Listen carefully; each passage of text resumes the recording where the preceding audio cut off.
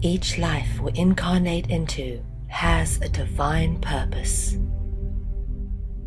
For the majority of people on this planet, their purpose has eluded them. We have become so distracted with the struggle to survive that we have forgotten what we are here to do.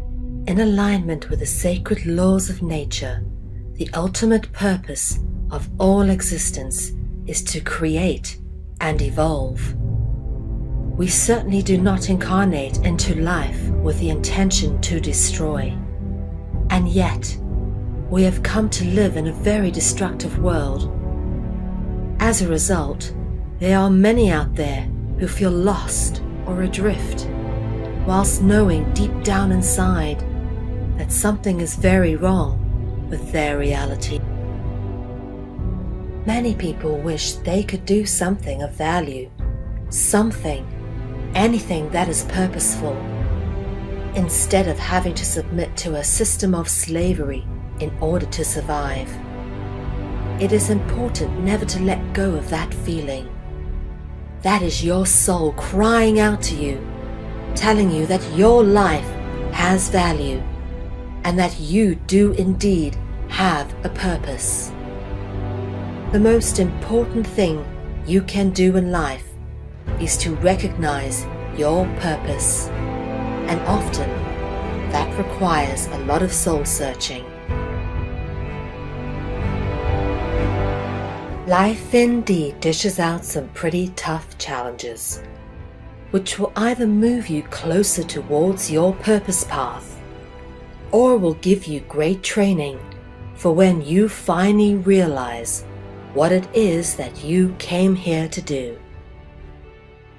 But more often than not, the very clues about your life's purpose are hidden in plain sight, woven into the very fabric of our existence. But we are so easily distracted by irrelevant details that don't really matter, that often we miss the very obvious right in front of us. It is because of our willful ignorance of anything that does not fit our preconceived ideas that the truth about the nature of our reality is so readily hidden in plain sight.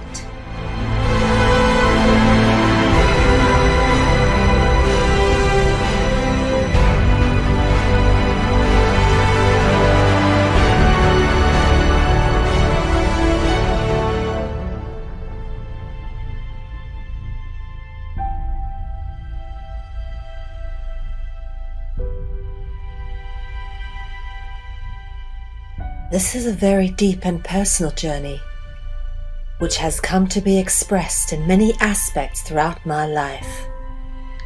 This is not just an attempt to retell a bunch of research and pass it off as my own, for I am very grateful and openly acknowledge all the many wonderful people that I have been given the opportunity to work with and to learn from in order to get to the point where I've come to know what I now know. This is a journey I was always destined to go on, and likewise, how I have come to know this information forms as much a part of the story as the information itself. Your life. Good evening, everybody. My name is Mel V, and this is Season 2 of Dragonology. And of course, tonight we kick off with Episode 2 of the second season, so thank you to everybody who has tuned in.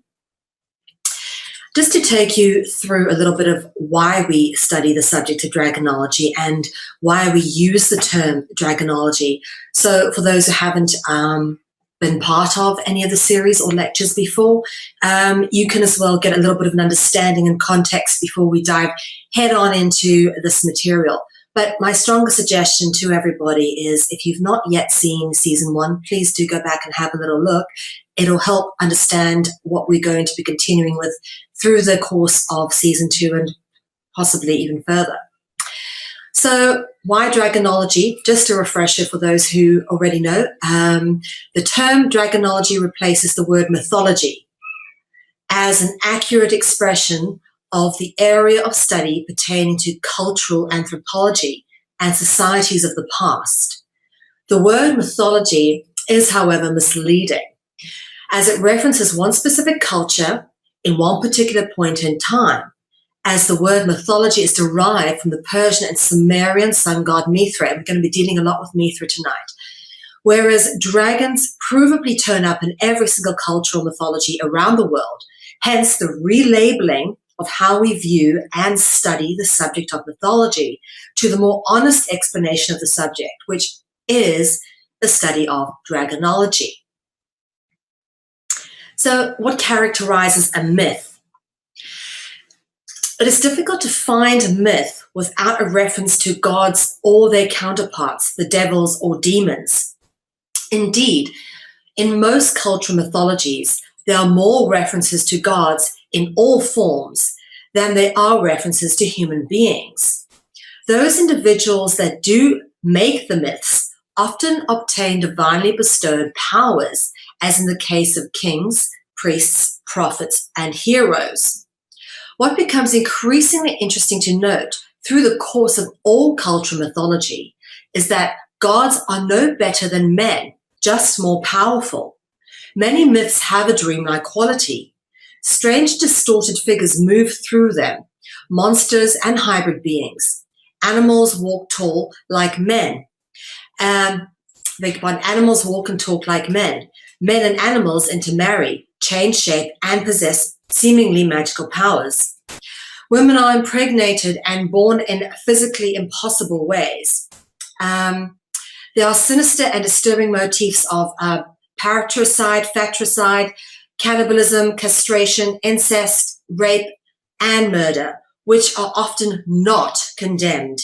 So this is interesting to note. What I have just characterized here is pretty much a rough template that covers all cultural mythologies, pretty much all of them. They pretty much have a lot of these elements in them. Some more than others, and some are more honest about these things than others. And one of the things you will learn about the dragons is they do tend to put a glamour on certain things. So, certain things have been played down or written about nicely or, sugar-coated so that they don't come across as, quite so horrific to us. But, in some cases it's very, very plainly played out and very accurately described. And a lot of these things were often recorded in artworks and carved in stone, in marble, in architecture. So often scenes of, for example, cannibalism or, sacrifice were carved in or etched into temple walls or into artwork preserved for people of the future to see. So it's not that hard to interpret exactly what these things are, but over time, a lot of it has been, as I say, sugar-coated, put behind symbols, played down so that it takes initiated people to kind of work out what these things really mean. Okay, so starting with the sun god Mithra. Mithra originates from not only Rome, but Persia, and is known as Sol Invictus, which means the unconquered sun. And obviously Mithra gives his name or her name, not terribly sure if it was a him or a her, but Mithra gives the name to the word mythology. Now, there's a lot of discrepancy about that. A lot of people say that the word mythology comes from the word mythos, which is a Greek word meaning story. It's up for debate. Common characteristics, and let's have a look at common characteristics of when you do the cross-cultural references. So what do you find commonly in all different mythologies across the world? Some of the things that turn up for me again and again and again, which are key characteristic indicating marks of mythology, showing that they've just evolved over time with different labels and different names, but ultimately they're telling pretty much the same story. Are the fact those key indicators turn up, and I'll go through them now. So just to clarify that, perhaps I didn't make it clear enough, these things seem to turn up in every single cultural mythology, or at least most of them, where you find the dragons turning up as well. And that shows me that all mythologies basically have pretty much the same story, but they've just had different labels, different names, and slightly different nuances and spins put onto them as they've evolved through time and have been interpreted in different ways by different cultures and through different languages, which have ultimately interpreted, misinterpreted, and relabeled certain things. So some stories may seem to be completely different to other stories just because the words used are different, when ultimately they're probably telling the exact same story. So some of those key indicators that I talk about, for example, are the facts that the dragons always turn up. Just for reference going forward, when we talk about the dragons, we're normally talking about the dragons, gods, kings, rulers, angels, demons, fairies, any of those sort of characteristic descriptions. And of course, a lot of the sort of oddly shaped creatures through mythology, the chimera, the basilisks, all these kind of things. And again, please do go through season 1 to get a better understanding of what creatures really fall under the dragon label. So another thing that's also turns up quite a lot in cultural mythologies is the creational myth. Almost every one of them starts with how the world was created, how the gods came to be, how man came to be, and they pretty much all follow the same template of being, we were created. It wasn't a case of we evolved into our environment like most of the other animals on this planet. Every single cultural mythology seems to have their own creational myth, which is very interesting. You know, when all these myths are pretty much telling the same story, you've got to kind of look at it and go, well, they can't all be lying. You know, they can't all just be making this stuff up. There's got to be some truth to it. And there is. It's just hidden behind a lot of symbolic allegory. Okay. The other thing that turns up a lot is stories of destruction and war, particularly war between the gods and the gods enlisting men to fight wars against other nations who worshipped other gods, who were usually, the gods were usually family members at war with each other. And this is quite interesting. There's a lot of story about the younger generation of gods getting rid of the older generation of gods and some of them being cast down to earth. And this comes up again in different cultural mythologies. Most typically, if you've had a Western education like myself, you've learned about this in Christianic mythology because you were taught this in school. The other thing, of course, mythology basically covers off a lot of religions and ritual practices throughout different cultures. That's, of course, something that turns up again and again, or belief in gods is what I would typically label under the term religion, the belief and worship of gods, under different labels, of course. And then offering and taxation. That's the one thing that you cannot separate humanity from is slavery, sacrifice, taxation, offerings to the gods, the worship of dragon or gods or serpent-like beings, winged serpent gods. It just, you know, as far back as you can trace humanity, you seem to trace these things. And then, of course, something that's very interesting, and I've picked up a lot on through my research, is fertility rituals. There seems to be a time where it was necessary to engage in fertility rituals quite a bit. Perhaps women became infertile for a while. It's an interesting one, which we will be covering off a bit more. But of course, with fertility rituals came prayer, verse, and chant, which are all parts of the ritual. And of course, as I've already mentioned, slavery, which falls under a sort of the label of offerings and taxation. And of course, those who are enslaved are controlled by those who control us through their dominion. And those are usually the gods or dragons, or their minions being the kings and rulers. And what's very interesting to notice is these themes turn up in, as I say, pretty much all cultural mythologies that we cover off. So what I want you to do is kind of grasp them, you know, and put them into your psyche and your consciousness. And as we go through, just continually to remember for these key indicating markers. because what they will do is always prove that every single aspect of mythology that we deal with is pretty much the same thing, comes from the same origins and the same roots, by looking for these key indicators. All we have to do is decipher the various words and labels that are surrounding these sort of primary themes, that sort of deconfuses everything for us just by looking at these primary themes, taking away all the fluffy, pretty words and labels and stories, which ultimately tell the same basic story. We just got to learn how to look at these things, how to interpret it down to its most basic. You know, if we were doing math, okay, math is a lot easier because you talk about dividing things down to its lowest divisible or lowest common denominator. And it's pretty much the same formula when you're looking at mythology, is coming down to the most originating common denominator. And there's several of them which point out a very interesting little pattern and theme. Okay. So the history of writing, and we covered off language and literature and that quite a bit in the first episode of season 2, and in great detail, in fact, in season 1. So as I said, please do go back and rewatch or go back and see these episodes for yourself to get a better understanding of this. Just a quick sort of summary. The history of writing is primarily the development of expressing language by letters or other marks, and also the study and description of these developments.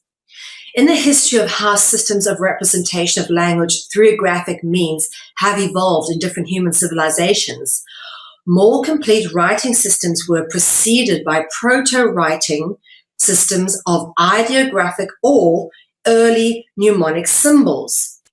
True writing, in which the context of a linguistic utterance is encoded so that the other reader can reconstruct with a fair degree of accuracy the exact utterance written down, is a latter development. What distinguishes the earliest records what distinguishes the earliest recorded forms of writing from the latter forms is the encoding of ideas and concepts, some sacred and only understood by the initiated, making it more difficult or impossible to reconstruct the exact meaning intended by the writer unless a great deal of context is already known in advance.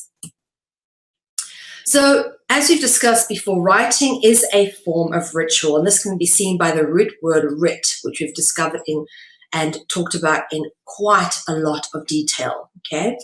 So writing is a form of ritual which holds encoded occult concepts and references passed down through all languages and is traceable back to a single source origin of one language endowed to man by the gods or dragons.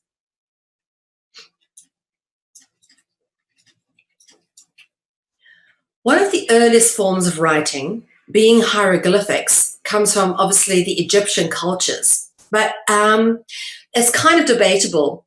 For me, my research shows that hieroglyphics go back slightly later than cuneiform, possibly to around 4000 BC, some of the earliest hieroglyphics that have been found. And of course, as I say, cuneiform was said to be the script that came after hieroglyphics. Again, it's debatable. Nobody really knows sort of which is earlier. There could be earlier forms of cuneiform around, but it pretty much sort of come from around the same period of time, nothing later than 4000 BC. So cuneiform is one of the oldest systems of writing, distinguished by its wedge-shaped markings on clay tablets. And the word cuneiform actually means wedge-shaped, from the Latin cuneus forma. Now, what became known as Akkadian, Akkadian is the earliest attested Semitic language. And it was spoken in ancient Babylon, Mesopotamia, and Sumeria, and it's written in cuneiform. Give you some examples over here. Slightly more advanced cuneiform, you start to see the wedge shapes get a bit more detailed. And of course, just to give you guys a reminder of etymology, which is a primary focus of the study of dragonology, and etymology obviously takes its meaning from the Greek word etymos, meaning true. And the study of etymology is to seek out the true meaning of words. So let's have a look. Let's dive straight into this tonight with the word cadmos, all right? The word cadmos shares an etymological root with Akkadian, okay?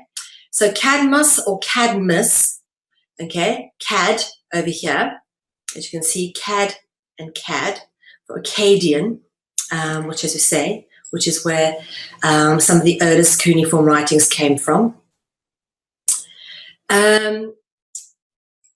Cadmos or Cadmus was the first king of Thebes and supposedly the founder of Thebes. And this is a depiction on a Greek crater of Cadmos slaying a dragon. Interesting, because it's one of the very first stories of dragon slaying, and we'll get into that a bit more. But if you go and you Google Greek legends, particularly the stories of Cadmus and Harmonia, and you check out some of the pictures, this is what it starts turning up as these beautiful depictions of Cadmus and Harmonia, half serpent, half human, but also as an intertwining couple.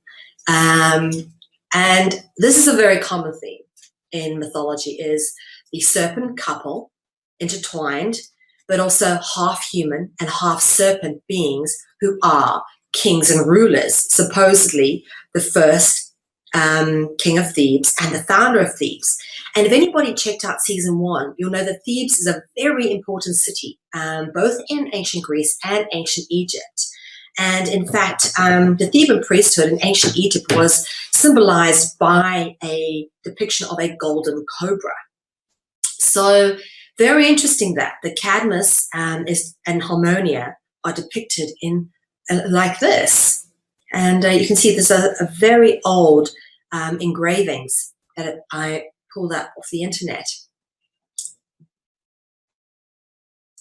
Now, the word Cadmus, okay, has the same etymological markers, and that is the assonance markers, the ADM, well, actually, it's got one vowel, the Adam. The words Cadmos and Cadmus, that's the Greek spelling, contains the etymological marker for Adam, referencing the first man created by the gods or dragons. Now, what's interesting to note is that Adam obviously turns up in the Christianic versions of these stories. And one of the things you can always do is, as I say, you can trace the themes, as we spoke about at the beginning, or you can trace the etymology. And it tells you the exact same thing, that these things are all traceable through history, probably pretty much all the same template story. They've just been slightly adjusted as languages have been evolved and various different labels, adjusted as our linguistics have adjusted. Now, Adam in the Semitic tongue signifies one who is red, and is often said as Adamu or Adamatu, okay? And Adamatu, in fact, means dark red earth, which is interesting because it is said that Adam was made from dust and clay, from the earth, which is, and it's also said perhaps that Adam was said to have had red hair, and there's very strong evidence presented for that as well in some of the research that I've been doing. Now, Atum is obviously the top primordial god of ancient Egypt, the originating god from which many of the other gods were born, and or were created, I should say. And Atum, the correlation between Adam and Atum is recorded in hieroglyphics. And according to the scholar David Roll, Atum is spelled using a hand, which Egyptologists recognize as the letter D or T. So you can actually switch around the D or T with each other, and it pretty much is the same word, Adam or atom. So Atum was considered to be the first god, having created himself and being the Egyptian god of creation. Okay, remember what we said at the beginning, the creational myth always comes up. We have a god of creation that creates all the others, be it man, all the rivers, all the oceans, all the land, all the beings on the earth, the angels or the fish, whatever it may be. There is a primordial creational god. And then, of course, the Arabic expression tam, meaning to finish. And we get this in Genesis. On the seventh day, God looked at what he had created and it was good. He finished, okay, or was completed. The creation process was complete, okay. So tam means to finish, or tem meaning to complete. And what is interesting is the Egyptian Book of the Dead describes Atum as having the appearance of a serpent, all right. Now, Tammuz is the Sumerian god of vegetation, and Tam or Tem gives the root to the name Tammuz, who comes from Babylonia or Akkad or Syria, which is Akkadia, Akkad, root of Cadmus, or, as I said, Adam, also takes the word of atom, and it's all kind of interlinked. So Tammuz was worshipped by the Mesopotamian states of Akkad, Assyria, and Babylonia. Okay.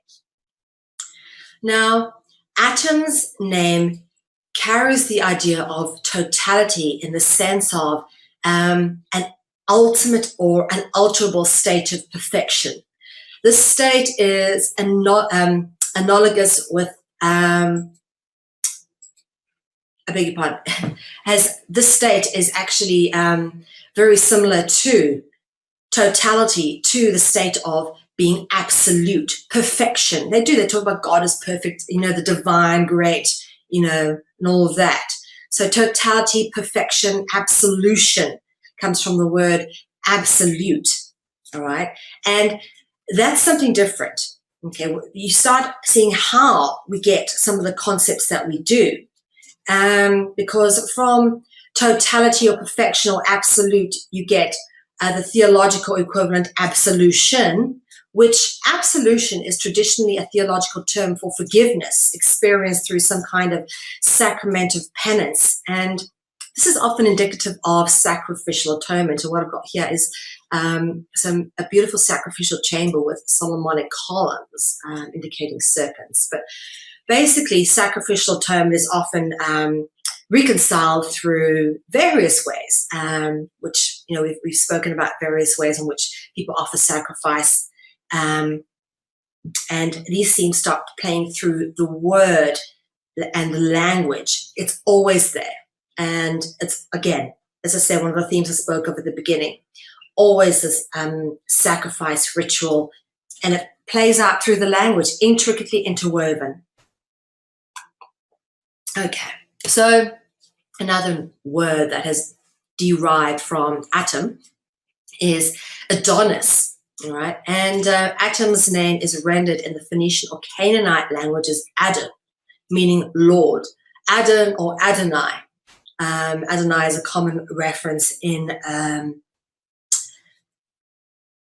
trying to remember that book by Morals and Dogma by Albert Pike. He references Adonai, meaning Lord, okay?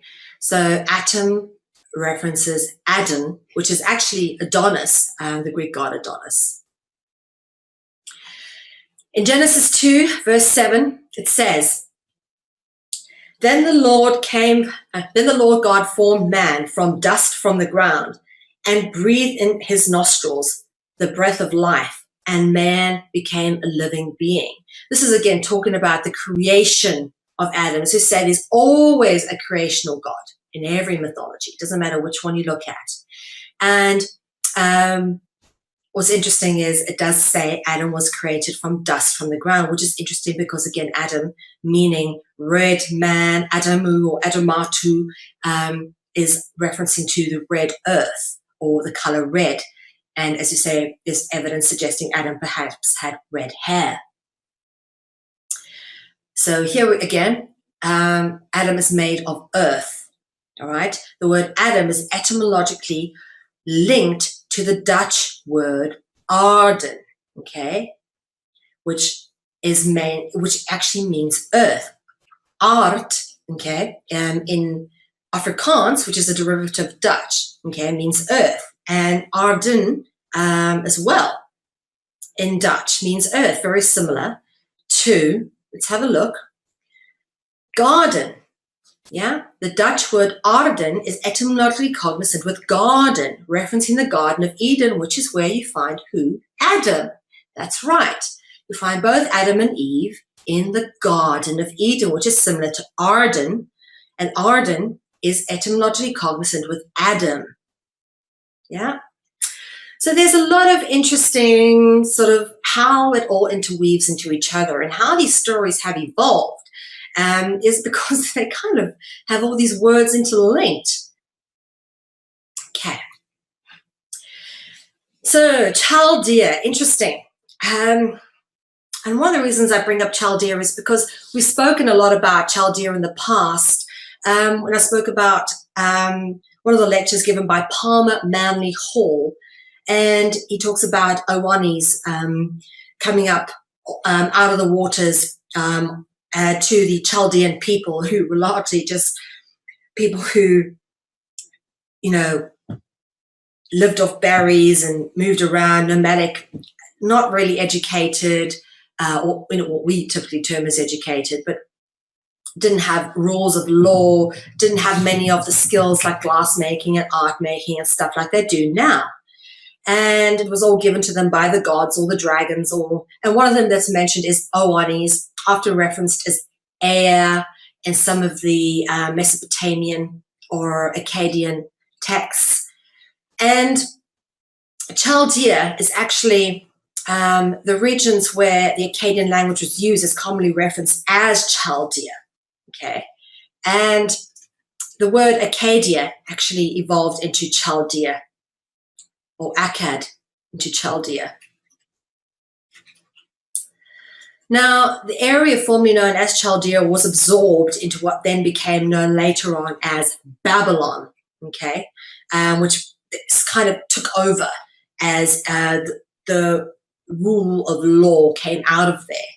And some interesting things that sort of were monumental, supposedly in our history, which turn up in different mythologies as well, is supposedly the building of a tower, okay, or the confusing of tongues and languages, which again turns up in more than one mythology. It's not just the Bible. This turns up in several mythologies, is the confusing of the tongues by the gods. Very interesting, this, because as far as I understand, we didn't even really read, write, or talk until the gods came along, and then giving us speech and writing is what ultimately caused the first conflict and division between mankind, when suddenly we all start representing our concepts and ideas in different ways, symbolically and verbally. There wasn't any one way agreed format, and various different languages therefore evolved. But the Tower of Babel very interestingly turns up in the site where Babylon supposedly was, and in the biblical stories. And according to the biblical story, the tower was being built to reach God. In his anger, God confused the languages of the people of Babylon, and who had until then always communicated in one language, or supposedly one language, which to me, I still think there's a lot of evidence to say that it was more telepathic, or a universal language between humanity that we kind of all understood, even if it was a verbal one. But think about it this way. A dog in Africa barks the same way as a dog in America. They don't need to teach each other how to bark. They just bark the same way. Whereas it's not the same for the human race. Someone born in England, growing up speaking English, does not naturally speak Chinese. In fact, they have to be taught to speak Chinese. Whereas dogs across the world all speak the same language. They all bark at each other, at other people. It's pretty much the same thing. And it's a very different language to another species like cats. But cats all over the world, they all meow. They all pretty much have, the same sort of operation in their vocal cords. And pretty much all sound the same, different intonations, but it's all pretty much the same sort of language, really. And they understand each other. Doesn't matter what part of the world one cat is from, they kind of all get each other. They really do. I've watched this, I've observed this. So here we are, humanity, completely different to all the other animals around us in the animal kingdom. All speaking different languages. And the interesting thing is, I've worked in many different projects with people from all over the world. And 99.9% of the time, this is where things will go wrong, okay, is breakdown of communication, all right? And that can be because you're not speaking the same language, or you're not explaining things properly, or you haven't managed people's expectations by effectively laying out all the options, or there's various reasons why communication breaks down. But it seems through one of the things with media is really about perfecting the art of communication on many different levels. And this is always the area where things break down and where wars start, is through breakdown in communication or deliberate attempts to break communication down or make it seem like there are things or people are communicating when they're not. Okay, there is deliberate compartmentalization in these massive structures, governmental structures. And if all of these various departments were communicating, we wouldn't have half the issues we have on the planet today. And a good example of this is how in America, two of the most commonly known agencies, and you hear about them on TV, are the FBI, being the Federal Bureau of Investigation, and the CIA, being the Central Intelligence Agency. Now, they are constantly played off against each other in films as getting on in each other's way, not really cooperating, okay? Now, obviously, we know the Central Intelligence Agency is controlled by the Vatican, and the Federal Bureau of Investigation is just a nice public relations exercise. But when feds or investigators within the federal bureaus actually do get too deep, they get shut down immediately by the CIA. That's what the CIA is there to do, is to stop the feds from getting too far. Anyway,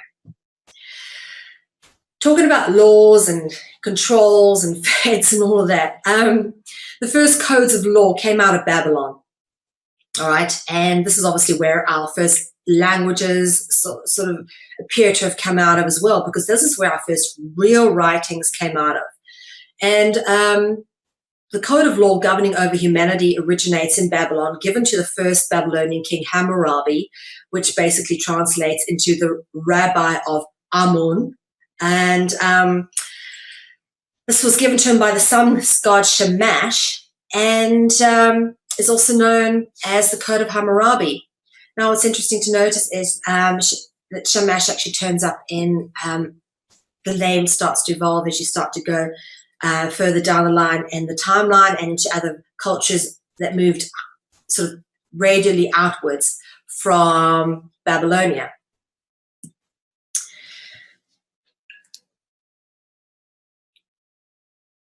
Now, the Code of Hammurabi is a well-preserved Babylonian code of law, and it goes back to about 1754 BC.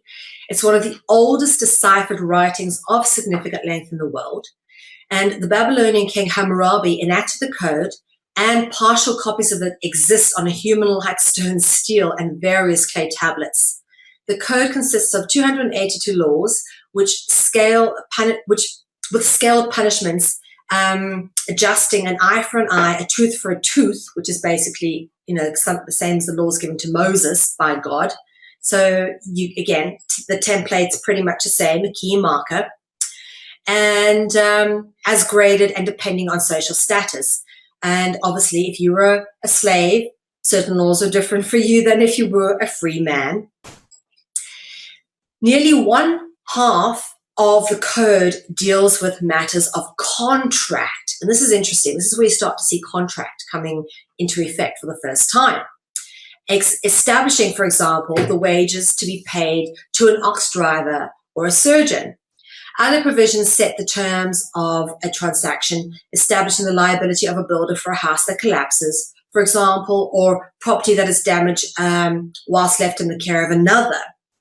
A third of the code addresses issues concerning households and family relationships, such as inheritance, divorce, paternity, and sexual behavior. Only one provision appears to impose obligations on an official. And this provision establishes that a judge who reaches an incorrect decision is to be fined and removed from the bench permanently. Now, wouldn't that be great if that happened today? So at least they got one of the codes of law right back then.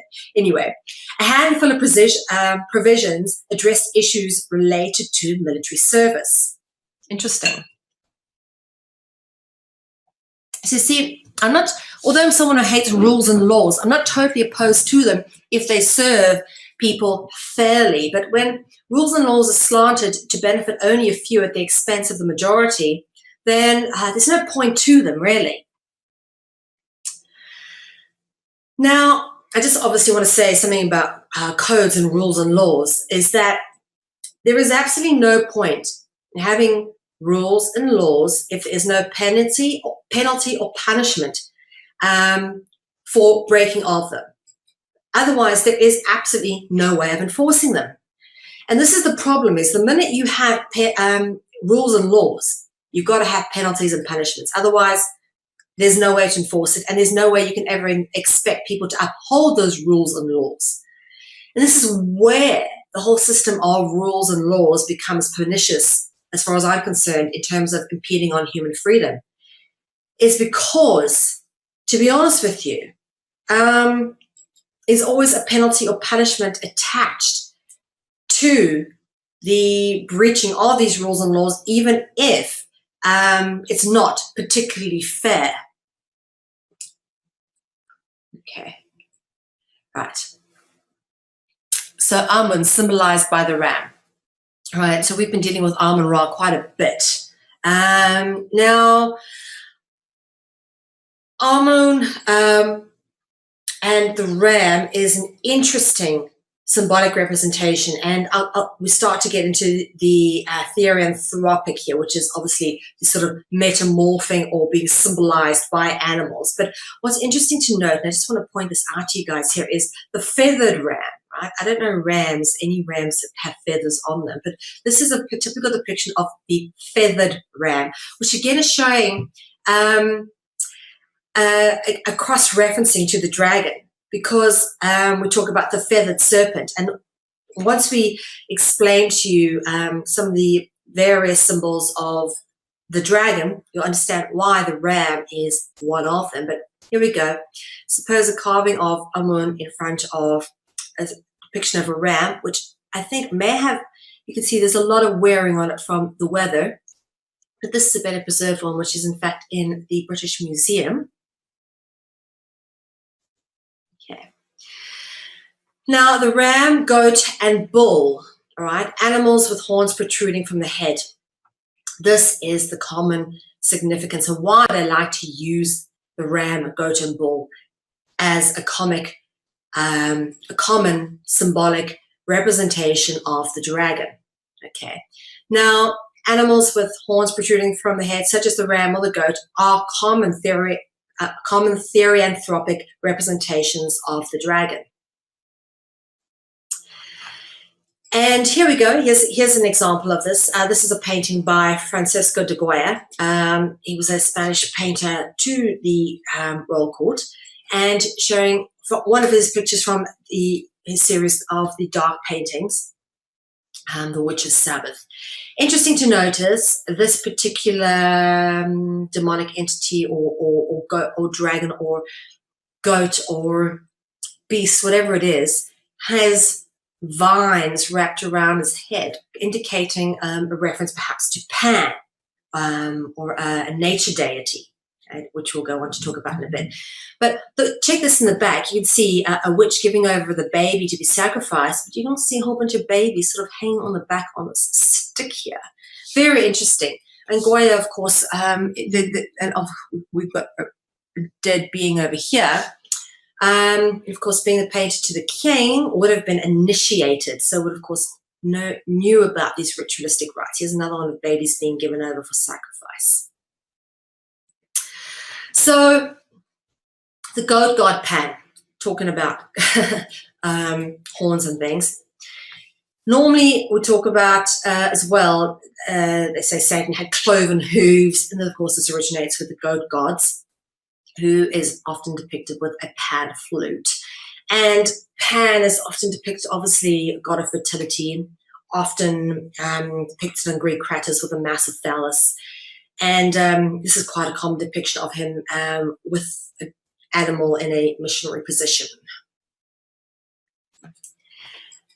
And of course, in the Egyptian religions, the bull or cow turns up quite often. And this is Apis, sacred bull. And Hathor is often depicted as a cow, a sacred cow. She's obviously the female. And she sometimes is depicted with stars on her body. But you'll often notice the horns of Hathor go like that and surround the sun disk. Now, we've spoken very much about Moloch or Baal, which is supposedly the Canaanite bull god. Okay, and the word ball obviously evolved from the word Baal, and this is ultimately what ball sport is. And it's all about a ritual. So a common reference to Baal as well is also depicting Baal or Moloch as an owl. So not just as a bull, but as an owl. And again, you can see the therianthropic theme coming in here, which is various depictions of animals, maybe shifting from one form to the other, or having some features of one animal and other features of another. Now, holy cow. Now, we've got a lot of cow goddesses turning up in the Vedic and Hindi traditions. This is a particularly beautiful one with a peacock's tail. I just absolutely adore this. Little horns here and breasts on the front. It's just truly stunning with wings on the back. And this is the giveaway to me that this is actually a symbolic representative of the dragon. Okay, and again here, peacock's feathers, very sacred in the Hindu traditions. And of course, whenever you see what we call a halo, you know they're referencing a holy person. And then, of course, ram, we spoke about, obviously, Atum and the ram. And then you've got Lord Rama turning up in the Hindu faiths, which is interesting, with a name always called Lord Rama or Lord Ram, or just plain Ram.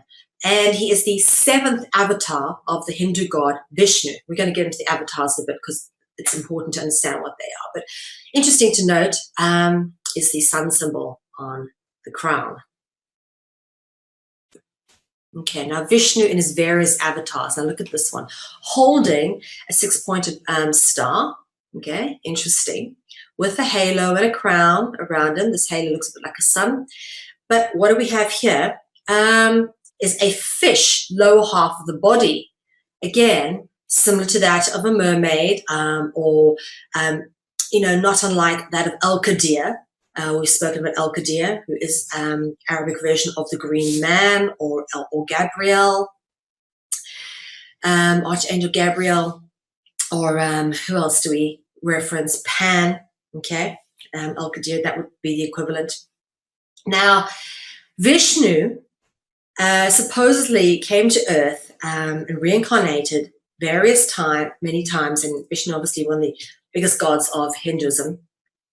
But he came to Earth many different times, the same soul, the same being, but took on different forms. And this is one of the forms that he's commonly depicted as having a sort of this kind of appearance, a fish-like lower half, or being depicted as a boar, a wild boar. here carrying a look, this sort of boat-like theme comes up quite a lot. We talk about boats and ships and contracts being interlinked, but very interesting. But yeah, Vishnu comes in, I think it was 10 different avatars.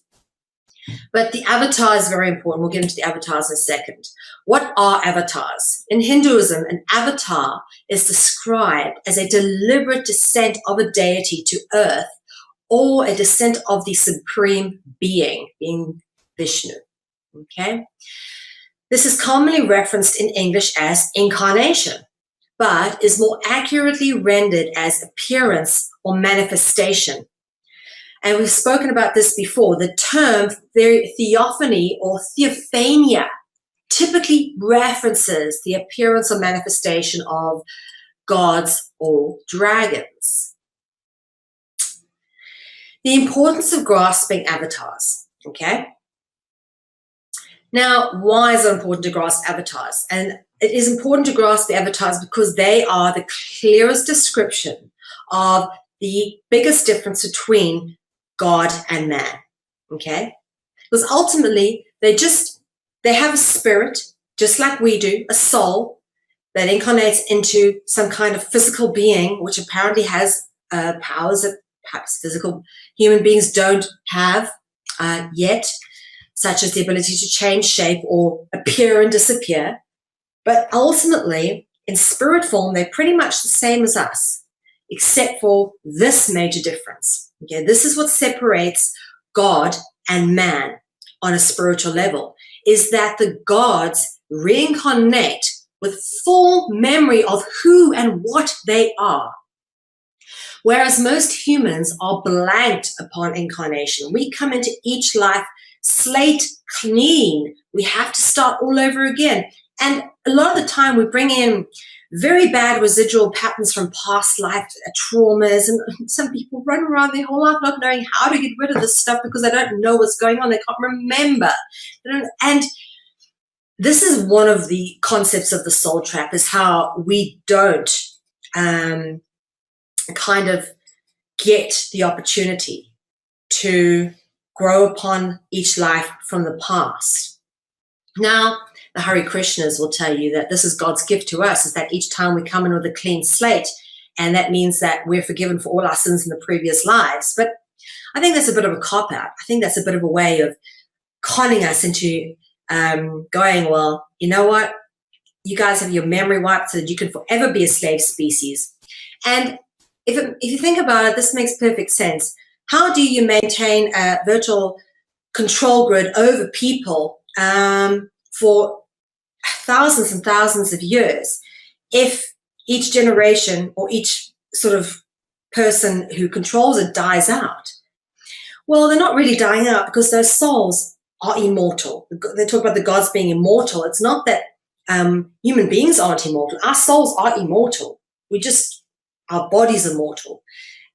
The difference is that we don't remember each life as we come into it. There's various therapies you can go to get past life memories back, but the gods have full understanding and awareness with each life that they come into, with each incarnation they take, with each body or physical form they take, or etheric form, whatever theme they take, okay?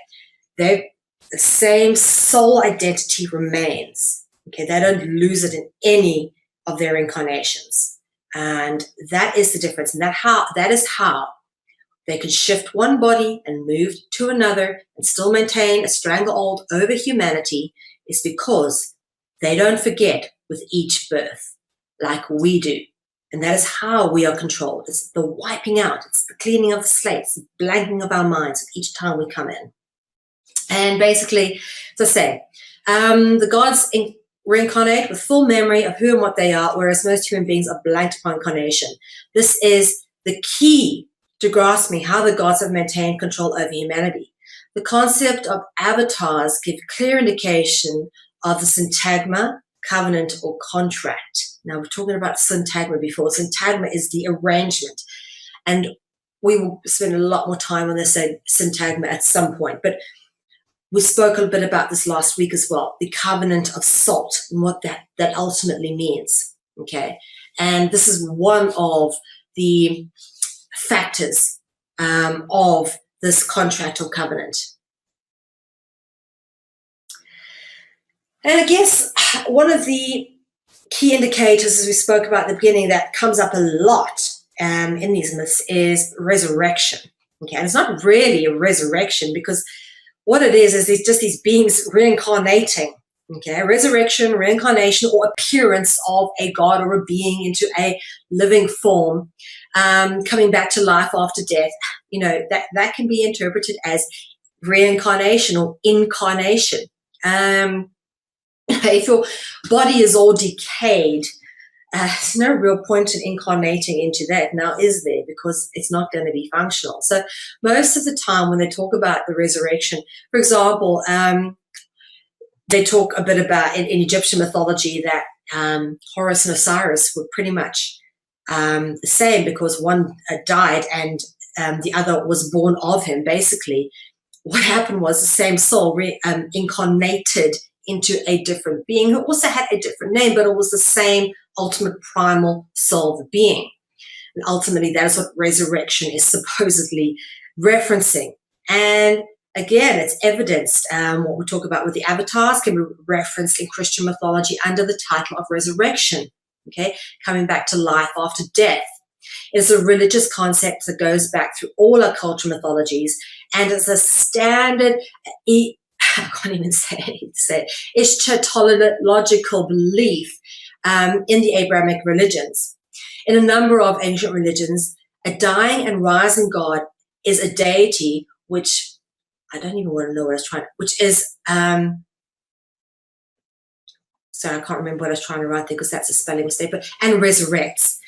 The death and resurrection of Jesus is the central focus of Christianity. Okay, Mithra, as we said earlier, spoke about Mithra, so we're coming around full circle again. Now, Mithra, worshipped by the Romans and the Persians, is the god of supposed resurrection, or known as Sol Invictus, the unconquered sun, because what happens every morning, the sun rises again, and in the evening it dies, supposedly the death of the sun in the west representing death. So that is why Mithra is supposedly worshipped as the god of resurrection, because as the sun god, it rises supposedly every morning. Now, often Mithra, with the Phrygian cap, is represented as the killing off of the bull. Now, the slaying off of animals, whether it be the lamb or the ram or the bull, all of these are symbolic, okay? The killing of the bull represents the killing off of the Semitic religions, okay? And the bull, obviously Canaanite religions and all that, is very much the Semitic religions were based out of. And what's interesting to notice is the equivalent of this sort of slaying that goes on is the slaying of the dragon, because obviously the bull is just another representation of the dragon.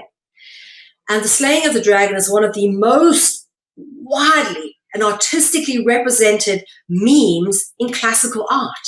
You won't believe how many famous artists of the past have depicted dragon slaying by some saint, hero, angel, or something of that description. Now, supposedly, the slaying of the dragon is meant to represent the killing off of the pagan pantheistic religions in favor of monotheistic Christianity. However, I have an issue with that theory because the problem with this hypothesis is that there was so much dragon slaying going on in pre-Christianic mythology, okay? For example, in the mythology of Nordic mythology, for example, Northern Europe, kind of the territory that I'm in at the moment, you've got Thor and the mid-god serpent, and this mythology came out way before Christianic mythology. And of course, the Greek mythology, Hydra and Hercules, okay? Hercules slaying, or Heracles, he was also known as, slaying Hydra, the multi-headed dragon. So and mid-god serpent supposedly came out of the ocean. What does Hydra mean? Hydra is another word for water. So you have the same themes coming up again and again and again, okay, dragon slaying, and this kind of stuff went on before, as we say, Christian mythology of dragon slaying came into being, which they say is supposedly an indication of the killing off of the pagan pantheistic religion, which they never killed off. They just actually relabeled. Okay, Jupiter became Saint Peter, for example. Anyway, Mithra, the word Mithra in the Old Persian translates as contract. That's what Mithra means. Okay. In the Sanskrit word, Mitra without the H also translates as contract. That's very interesting. In both those languages, you get the same meaning. All right, the contract, the covenant. We always talk about the contract, what is represented by the boats and the ships, such as kingship, lordship, membership. It's the contract, the covenant of salt, as we spoke about last week. Now, the bishop's or the Pope's mitre is a symbol of the Western priesthood's covenant or contract with the gods or dragons. Well, of course it is, because this mitre actually does represent the dragons, or the head of the fish god Dagon. Again, the fish god from Babylon, also known as Oannes, to the Chaldeans, which, as we say, was absorbed by Babylonia.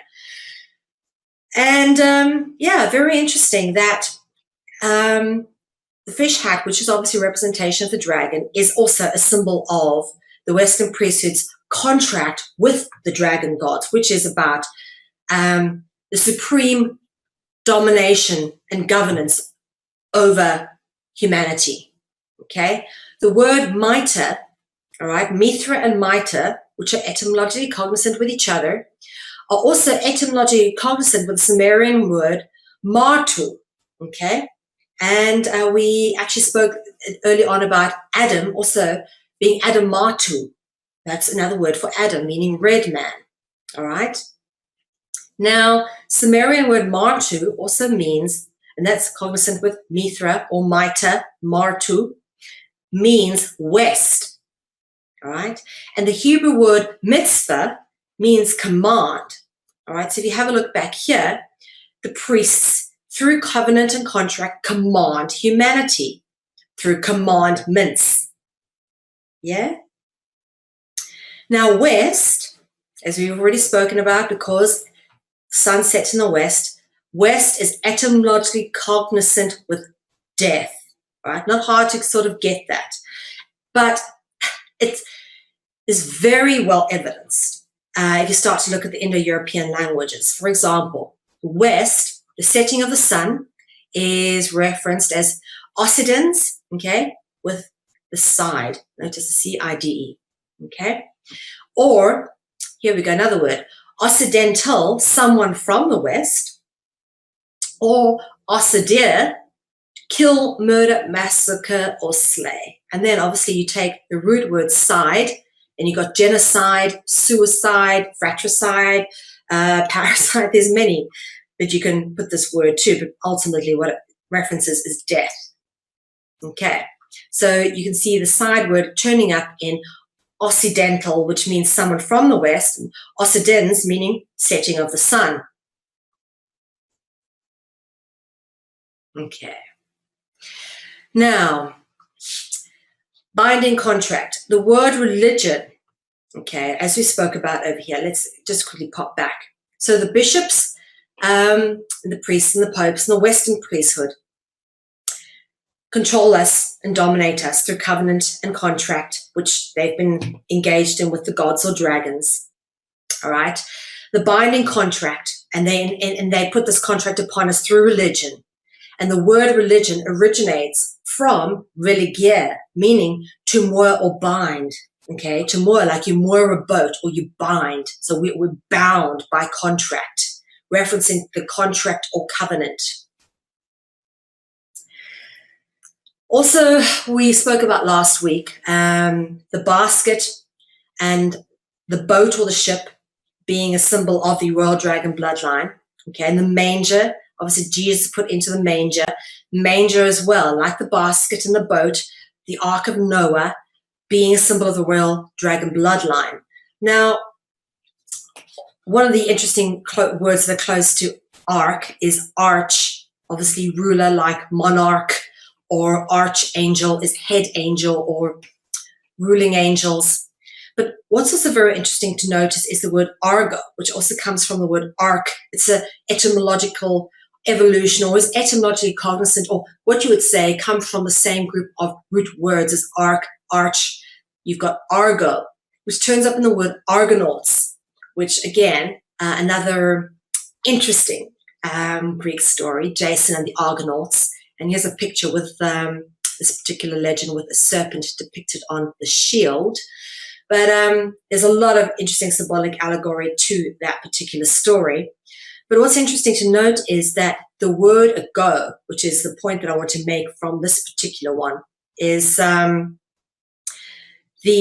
has evolved from this particular root argo, okay, which means to lead or command. It's the same sort of terminology: lead, dominate, command, leader, ruler, that sort of thing. Now let's have a look where this turns up and why it's significant. Okay, now remember what ago means. The Chinese dragon, as we spoke about last week when we spoke about slang, all right, the Chinese dragon was known as the long. That's what they were called, all right, is they were known as the long, spelled L-O-N-G, sometimes with a double O, but they were known as the long. So when you go to fairy tales, and fairy tales say to you, a long time ago, what are they trying to tell you? All right. Now, the word fairy tale is very interesting. We spoke about that in season 1. So if you don't know what it means, go back and watch it. All the more reason to do it if you haven't seen it yet. But basically, when you're referencing the term a long time ago, it is a symbolic encryption, meaning when dragons led the way. So whenever you read a long time ago, what you're actually reading is when dragons led the way, because the term ago means to lead, okay, and long is a reference to a dragon. So the term a long time ago is symbolically encrypting the term when dragons led the way. And they still do, by the way. But what fairy tales are trying to tell you is that it was back then, it's mythology, it's semi-dismissive, we don't have to worry about it, when actually it's still going on. And some of these fairy tales are pretty relevant and real. Anyway, the concept of fairy tales are not just stories relegated to children's books and Disney films. They are stories which deserve serious attention for the symbolic narratives and themes encoded into them. And they present evidence of the existence of dragons, as their memes turn up over and over again in many different narratives. We spoke about avatars earlier, so let's carry on from that theme tonight. In the film Avatar, James Cameron references the race, the blue race, as the Na'vi, which is very interesting. Let's look at the etymology and what is cognizant with Na'vi, because this goes into a very interesting sort of group of words. Na'vi, as I say, in Avatar, is the race, but also we spoke about what race being a competition or bloodline. We spoke about that last week as well. Very interesting to get your head around why that is this word is important in referencing both, because it gives a much deeper underlining meaning to things. So go back and do check that episode out if you haven't. Anyway, Navy, obviously, Na'vi is very similar to the word Navy, okay, which obviously crew, boat or ship, again, a symbol of the covenant or contract, as we've already discussed, but also Navy or Nabi is another word for priest, and is cognizant with rabbi, Nabi or Nabi. Now, rabbi, as you spoke about, is a Jewish priest, supposedly, but also we spoke earlier of Hammurabi, which is talking about the rabbis of Amun. Okay, interesting that. So another word that's cognizant with Nabi is Nebi, which means prophet. All right, and you've got serpent root word othi in there, in the word prophet, okay, or Nebo, to foretell. And this gets interesting. Look at this. Nebi, Nebo, Nebui, Nebui, Nebui, prediction, okay. Now, what word is similar to Nebui that we all know of in our sort of circles of enlightenment? Think about this. Nibiru, okay. Neboa means to foretell. Nebui means prediction. Neboa and Nebui are etymologically cognizant with Nibiru, okay. The coming of Nibiru, which is on a 3,600-year cycle, is predicted because it is represented in the Sumerian cylinder seals. So people didn't obviously live 3,600 years, but if it had been recorded that that planet had passed, okay, by the historians of the time, or the priests, or the prophets, or whoever had this sort of higher knowledge, and it was recorded into the cylinder seals or whatever, okay, they were probably able to predict that it would happen in the future. And that's why this planet was named prediction or foretell, because they could foretell, predict that it would come around again on a cycle. It's on a 3,600-year cycle. This is where the name Nibiru comes from. Nibiru is referencing the prediction of the return of this planet. Now, there's been some interesting pictures taken where they claim that this is Nibiru showing up, coming around as part of the 3,600-year cycle that it is on at an ecliptical orbit. And here's supposedly the Sumerian cylinder seals, which do pick this famous depiction of the 12 planets around the sun with Nibiru as part of this constellation. And sun obviously being in the middle of that, sun being the center of our solar system. And this is the God giving the plow to man, apparently teaching man all the arts, and this theme comes up again and again. So this is a 4,500-year-old clay tablet. And this obviously is just blown up version of what you see over here. And the numbers are pretty much the same throughout. Again, let's look at the symbolic markers, the templates, and the one thing you always keep coming up is the 12 and the 1, the 12 and the 1, the 12 and the 1, 12 and 1 being 13. Jesus and the 12 apostles, it's the same here, the 12 planets around the sun, and Jesus and the 12 apostles. Now, Jesus is obviously the very center of this painting. It doesn't matter which way you make the line across it, it comes up at the center of the painting, okay, as the sun at the center of the universe with all the other planets around him. And of course, if we come to know Jesus as a sun god, often you'll see Jesus' head on a sun cross like that, which obviously the sun cross represents the zodiac cross, which has the cross going through it, and the horizontal lines and the vertical lines mark out the winter and summer solstice, and then the horizontal mark out the spring equinox and the autumn equinox. And the point in the very center, because Jesus is at the center, is obviously representative of where Jesus would go. The 13th principle comes right to the very center, okay? And supposedly Jesus is an anthropomorphized version of a sun god. And this is divided into 12 sections, much like these 12 apostles around Jesus and 12 planets around the sun in the Sumerian tablets. Again, this is where the symbol of the cross comes from. It's merely a sun cross. It doesn't represent the fact that Jesus supposedly was crucified on a cross. Which is interesting, because I've always wondered if people know, if Christians believe that Jesus was crucified on a cross, why would they willingly wear a cross around their neck? You know, it's like wearing an instrument of torture around your neck. Interesting. Anyway, talking about 13, all right? We'll talk over here. Jesus plus 12, again, 12 plus the sun is 13, All right, the 3,600-year cycle of Nibiru, remember what we talked about earlier on, the lowest common denominator, the primal root, okay, as far to the origin as you can get it, is 13. All right, 3,600 years divided down to the lowest divisible is 13. So Jesus plus 12 is 13. Okay. Now, a fucus with the serpent root word ophi in it, a fucus is the serpent bearer and is the 13th zodiac, which isn't commonly depicted in the 12 cycle zodiac.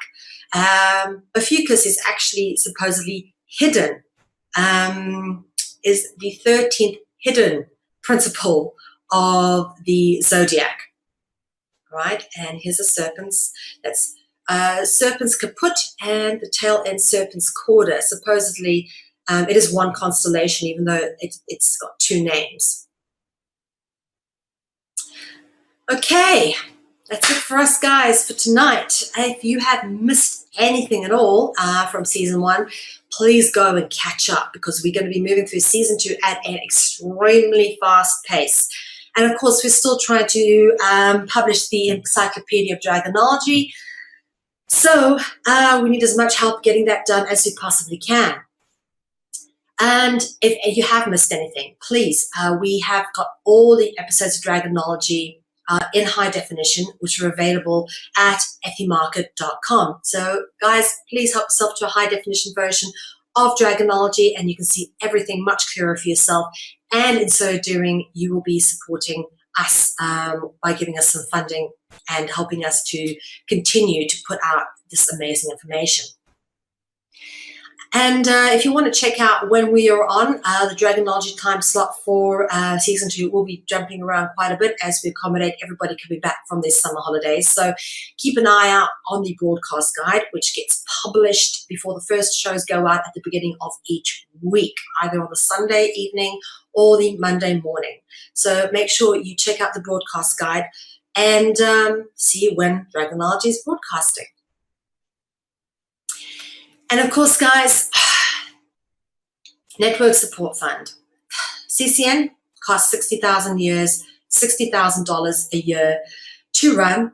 And we really need your help keeping this network up and running. So please support CCN and contribute to our Network Support Fund and help us keep this information truly free and independent of corporate sponsorship. And of course, we have a little surprise for you. Last minute pulled together a TUG symposium, which will be done on Sunday, the 9th of August, 2015 at 10 p.m. BST. A symposium on artificial intelligence and mind control, which will be hosted by Lisa M. Harrison and, of course, Danny Arnold McKenney. And you can catch up on everything to do with CCN on our new look website, which has just been revamped. So please do check out consciousconsumerNetwork.tv and see how we have revamped our website. And it's a special message from me as well to everybody. And we obviously hope to bring you some great new broadcasts for the second half of the last bit of 2015. And as always, guys, we thank you for supporting free and independent media. That is it from me, Mel V. Until next